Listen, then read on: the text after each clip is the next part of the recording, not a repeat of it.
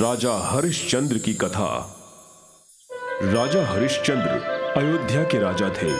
वो भगवान पर श्रद्धा रखने वाले एक सत्यवादी महान राजा थे। उनकी पत्नी तारामती थी एवं उनके एक पुत्र था रोहिताश्व।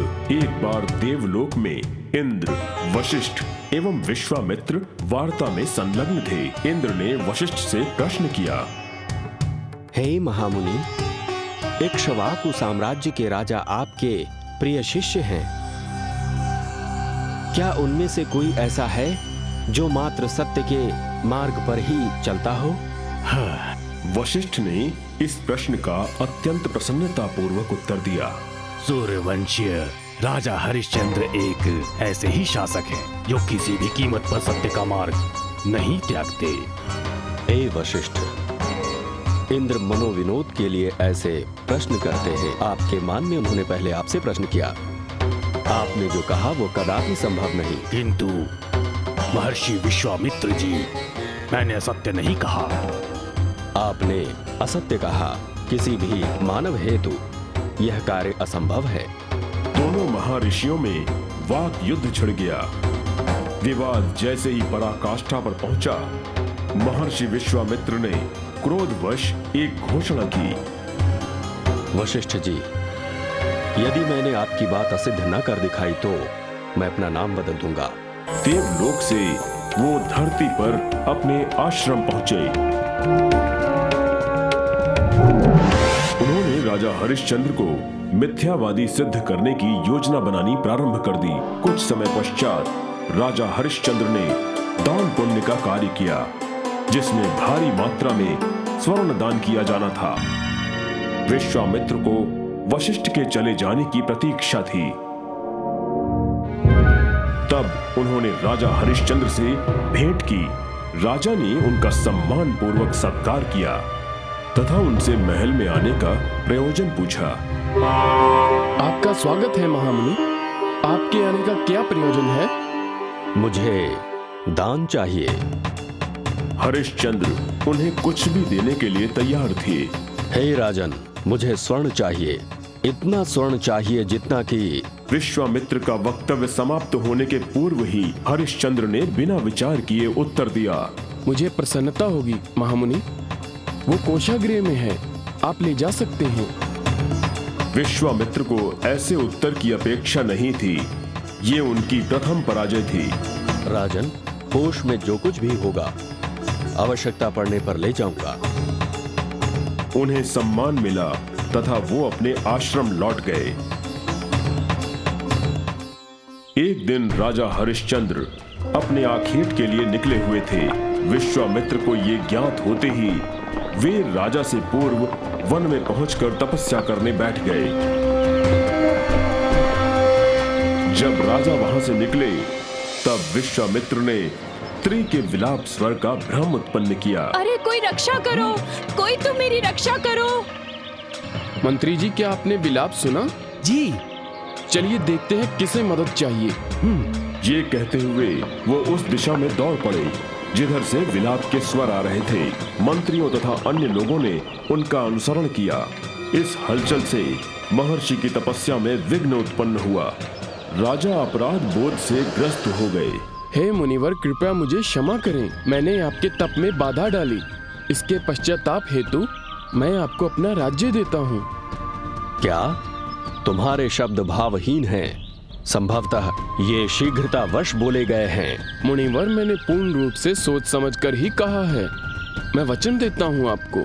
ठीक है, परंतु तुम्हें एक बात बता दूं, तुम पूर्व से ही मेरे ऋणी हो। स्वर्ण देने का वचन देकर भी वो तुम्हारे पास है। मुझे स्मरण है। हे विश्वामित्र, आप जब भी चाहें मैं उसे आपको दे दूंगा। ठीक है, राजधानी वापस जाओ। स्वर्ण सहित अपना राज्य मुझे देने की तैयारी करो। राजा हरिश्चंद्र सहर्ष वहां से चले गए।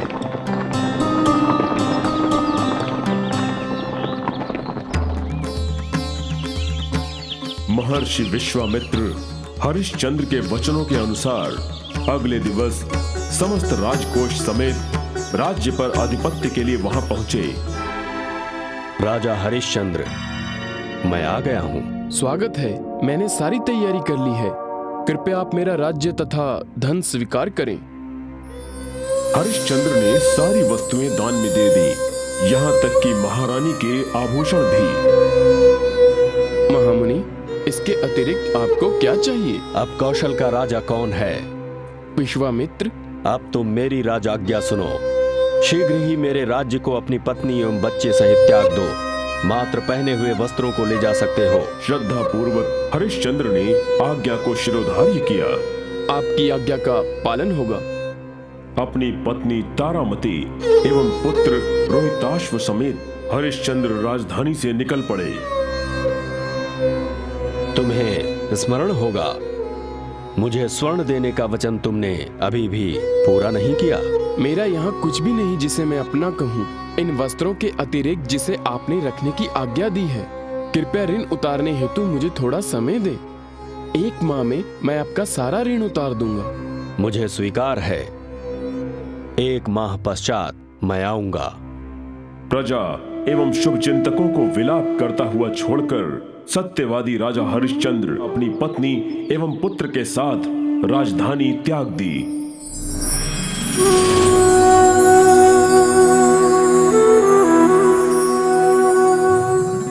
कठिनाइयों के दिवस।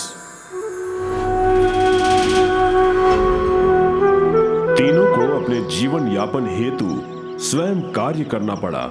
वो पवित्र गंगा के दर्शन हेतु काशी की ओर चल पड़े।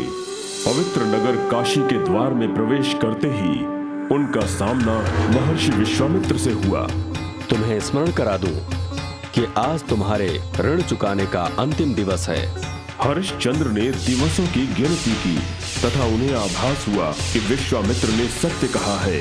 हताशा के पश्चात भी उन्होंने तुरंत साहस बटोरा एवं स्वयं से कहा, अभी ऋण चुकाने में आधा दिन शेष है। मैं अपना वचन अवश्य निभा पाऊंगा।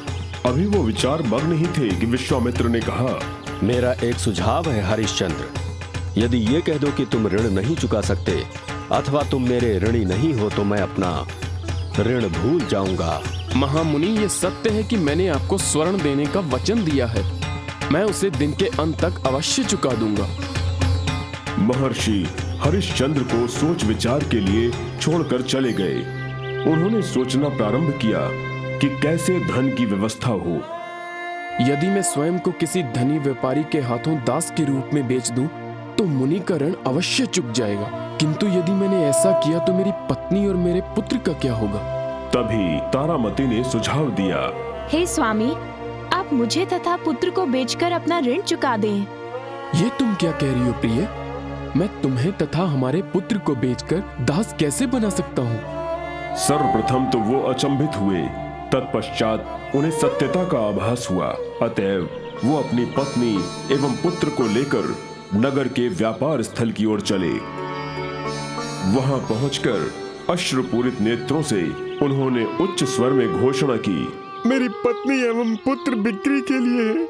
वो एक अच्छे कर्मचारी सिद्ध होंगे। एक ब्राह्मण उनके निकट आया एवं बोला कि उसकी तरुण पत्नी को एक घर पर काम करने वाली स्त्री की आवश्यकता है तथा मात्र तारामती को क्रय करने का प्रस्ताव रखा। पत्नी को खरीद लूंगा, पुत्र को नहीं, क्योंकि ये मेरे किसी कार्य का नहीं है। ये इतना छोटा है कि इसके कोमल हाथ कोई कार्य नहीं कर सकते। अतः मैं केवल तुम्हारी पत्नी को खरीदूंगा। कृपा करें, मैं इसे कार्य सिखा दूंगी। ये शीघ्र ही उपयोगी हो जाएगा। ठीक है, मैं दोनों को खरीद लेता हूँ। ये लो तुम्हारे पैसे। धन्यवाद। अंततः विनिमय संपन्न हुआ। ब्राह्मण ने दोनों के लिए धन दे दिया तथा उन्हें अपने निवास पर ले गया। उसी क्षण ऋषि विश्वामित्र वहां आए। महामुनि, ये लीजिए। हरिश्चंद्र ने उन्हें धन सौंप दिया। तुमने जितना वचन दिया था ये उसका आधा भी नहीं। सत्य है मुनि, मैं शीघ्र ही सारी राशि चुका दूंगा। अब दिन समाप्ति पर है। तुमने वचन नहीं रखा, उसे तोड़ दिया। इतना कह दो तुम्हें कुछ नहीं देना, मैं तुम्हें ऋण मुक्त कर दूंगा। मैं आपके कोप का अधिकारी हूँ मुनि, मुझे आपको धन देना है। मैं आपका ऋण अवश्य चुकाऊंगा।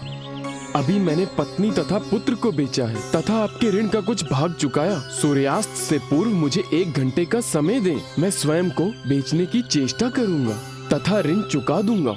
ठीक है, सूर्यास्त में अभी समय है, देखता हूँ।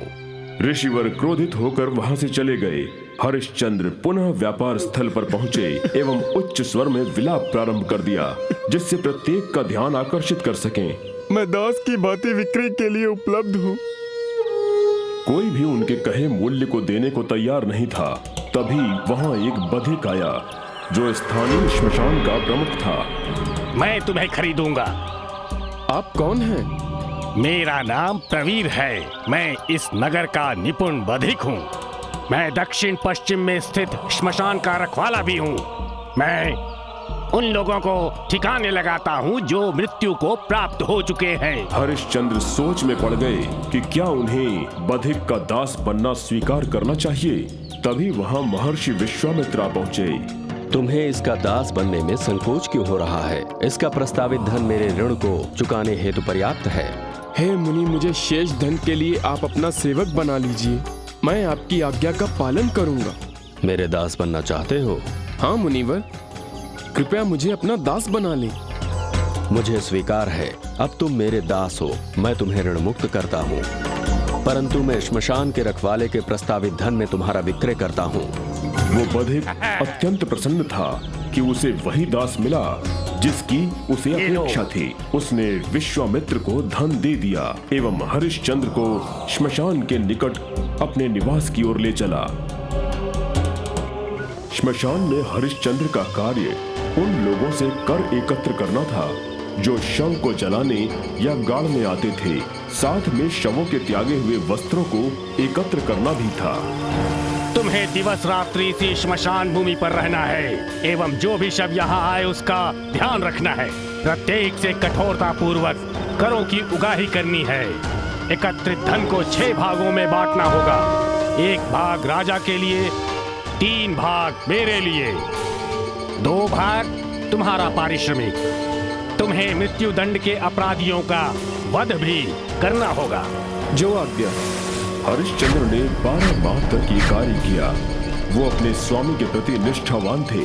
उनकी काया शन्य शन्य अपने स्वामी की भांति हो रही थी, जैसे उलझे बाल, उलझी हुई दाढ़ी तथा छाती पर दिखती पसलियां। 1 वर्ष बीत गया। ओ मेरे पुत्र तथा पत्नी, कहाँ हो तुम लोग? परंतु उसी समय तारामती एवं रोहिताश्व अपने स्वामी के घर पहुंचे। वो उन्हें अत्यधिक प्रताड़ित करता था। वे प्रातः से संध्या काल तक कठोर परिश्रम करते थे। मैं असहाय हूँ मेरे पुत्र। ये मेरा दुर्भाग्य है जो मेरे राजकुमार को निर्धन बालक की भांति जीना पड़ रहा है। वो दिन अवश्य आएगा जब हमारे दुखों का अंत होगा। दूसरे दिन तारामती ने सामान्य दिनचर्या आरंभ की। पुत्र, जाओ तथा कुछ लकड़ियां एकत्रित कर शीघ्र वापस आओ। बिना एक शब्द कहे वो वन में लकड़ियां एकत्र करने चला गया। जब वो इस कार्य में संलग्न था, तभी एक सर्प ने उसे डस लिया। तारामती को जब पता चला, तब सूर्य लगभग अस्त होने वाला था। पुत्र, तुम तनिक भी चिंता मत करो, हमारे दुख समाप्त हो जाएंगे। तारामती का एकमात्र सहारा उसका पुत्र था। अब वो भी चला गया था। अब उसके पास कुछ नहीं बचा था, परंतु वो विलाप करने तथा सिसकने में अपना समय व्यर्थ नहीं कर सकती थी। उसे शव का अंतिम संस्कार करना था। वो पूर्णतः अकेली थी। वो अपने स्वामी से मिलने पहुंची। उसका स्वामी अत्यंत कठोर हृदय था। कठोर हृदय स्वामी ने कहा, ये बात है, घर के कार्य समाप्त करके तुम जा सकती हो। अपनी दिनचर्या समाप्त करने के पश्चात वो अपने मृत पुत्र को खोजने निकली। जब वो मिला तो वो विलाप कर उठी। शीघ्रता से वो शव को लेकर श्मशान की ओर चल दी। उसके पास लकड़ी के लिए भी धन नहीं था। उसने अधजली लकड़ियां एकत्र करके अपने पुत्र की चिता बना ली। ये पल एक माँ के लिए कितना पीड़ादायक था। वो अभी अग्नि प्रज्वलित करने ही वाली थी कि हरिश्चंद्र वहां पहुंच गए। ठहर जाओ, ये क्या कर रही हो तुम? श्रीमान, ये मेरा पुत्र है। ये दुर्भाग्य, परंतु जो भी हो, पहले मुझे कर देना होगा। क्या? अंतिम संस्कार के लिए कर? मेरे पास कुछ भी नहीं है। मुझे क्षमा करें, मैं कुछ नहीं कर सकता। कृपया पहले कर दें, तत्पश्चात चिता को अग्नि। पुत्र का अंतिम संस्कार करने दे, मैं आपकी आभारी रहूंगी। कृपा करें। मैं आपको अनुमति कदापि नहीं दे सकता। हरिश्चंद्र अपने कर्तव्य पर दृढ़ थे। मैं अपना भाग छोड़ सकता हूँ, परंतु मुझे अपने राजा तथा स्वामी के भाग को तो एकत्र करना ही है। उन्होंने उसके गले में पड़ा हुआ एक सोने का मंगलसूत्र देखा, जो कि उसके वस्त्रों के पीछे छिपा हुआ था। मैं तुम्हें एक सुझाव देता हूँ। तुम्हारे पास जो मंगलसूत्र है, तुम उसे बेचकर मेरा कर चुका दो। ये सुनकर, हे ईश्वर, मैंने ऐसे क्या पाप किए थे? मेरे विवाह का ये पवित्र चिन्ह, जो मेरे पति के अतिरिक्त किसी को नहीं दिखता, उसे श्मशान के प्रहरी ने कैसे देख लिया? कौन थे तुम्हारे पति? मेरे पति कभी एक राजा थे। एक क्रूर ऋणदाता ने मुझे एवं मेरे पुत्र को काशी के हाट में विक्रय हेतु बाध्य कर दिया। हरिश्चंद्र के दुख की सीमा न रही। वो अपने पुत्र के शव को गोद में लेकर विलाप करने लगे। हे रोहित मेरे प्रिय पुत्र, मैं तुम्हारा पिता हूँ। उठो मेरे प्रिय पुत्र। हे भगवान, वो कौन सा सर्प था? तुम वहाँ क्या कर रहे थे? हे भगवान, मैं उससे अधिक सहन नहीं कर सकता। अब वे एक दूसरे को जान चुके थे। हरिश्चंद्र अपने पुत्र को गोद में उठाए विलाप करते रहे। तारामती, जाओ तथा अपने स्वामी से भीख मांगो। अंतिम संस्कार हेतु धन चाहिए। जब अंधेरे को चीरती हुई तारामती अपने स्वामी के निवास की ओर जा रही थी, तभी एक व्यक्ति ने उसे रोका, जिसके हाथ में छोटी पोटली थी। इस मध्य रात्रि में तुम्हें इतनी दूर जाने की आवश्यकता नहीं है। ये पोटली ले लो, इसमें कुछ आभूषण हैं। आभूषणों का उपयोग अंतिम संस्कार हेतु करो। इसके पहले वो कुछ बोलती, वो उसके हाथ में पोटली देकर रात के अंधकार में वन में चला गया। तारामती अकेली थी एवं घबराई हुई थी। उसने पास आती हुई घोड़ों के टापों की ध्वनि सुनी। प्रातः की किरणें वातावरण में छाने लगी थीं। वो अश्वारोही सैनिक थे जो उस चोर को ढूंढ रहे थे, जिसने एक घर में सेंध लगाई थी तथा वहां से आभूषण चुराए थे। सैनिकों ने स्त्री को देखा, जिसके हाथ में पोटली थी। उन्होंने सोचा कि यही चोरनी है। उसकी निर्धनता एवं फटे वस्त्रों के कारण सैनिकों ने उसे चोर समझ लिया। न्यायाधीश ने उससे पूछा कि उसने ये अपराध क्यों किया। मैं अपने स्वामी के घर जा रही थी। तारामती ने पूरी घटना कह सुनाई। ये लो, अंतिम संस्कार करो। न्यायाधीश को उस पर विश्वास नहीं हुआ। न्यायाधीश ने अगले दिवस सूर्योदय के पूर्व उसे मृत्यु दंड देने का आदेश दिया। उसे नगर के प्रमुख बधिक के पास ले जाया गया। इस बीच हरिश्चंद्र, जो अपने पुत्र के शव के निकट रात्रि जागरण कर रहे थे तथा अपनी पत्नी के लौट कर आने की प्रतीक्षा में थे, उन्होंने उसे बेड़ियों में जकड़े हुए वहां पर देखा, जिसका एक अपराधी की भांति वध किया जाना था। हरिश्चंद्र को अपनी आंखों पर विश्वास नहीं हुआ। वो वध स्थल की ओर दौड़ पड़े, परंतु मार्ग में उन्हें उनके स्वामी ने रोक दिया। कहाँ जा रहे हो? जाओ, कुल्हाड़ी उठाओ तथा उस अपराधी का वध करो जो वध स्थल पर पहुंच चुका है। हरिश्चंद्र कुल्हाड़ी उठा लाए तथा वध स्थल की ओर चल पड़े। तारामती ने हरिश्चंद्र को कातर दृष्टि से देखा। हरिश्चंद्र ने कुल्हाड़ी अपने दोनों हाथों में पकड़ी, नेत्र बंद किए तथा मन ही मन भगवान की प्रार्थना करते हुए कुल्हाड़ी को अपने सिर की ओर उठाना आरंभ किया। जैसे ही वो कुल्हाड़ी को नीचे की ओर ला रहे थे, उन्होंने एक स्वर सुना, ठहर जाओ हरिश्चंद्र।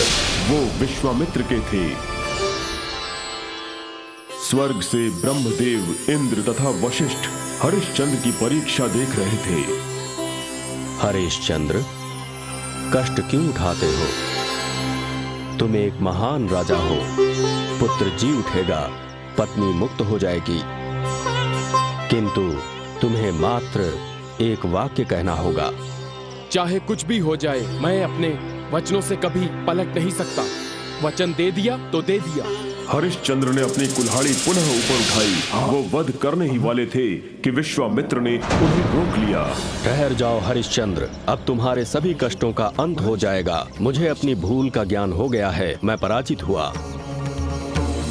राजा हरिश्चंद्र, तुम महान हो। तुम्हारा अपनी पत्नी के साथ स्वर्ग में स्थान निश्चित है। विभिन्न कठिन परिस्थितियों में भी सत्य पर अडिगता के कारण ये संभव हुआ। कठिनाइयां तो मेरे द्वारा उत्पन्न मात्र एक भ्रम थी।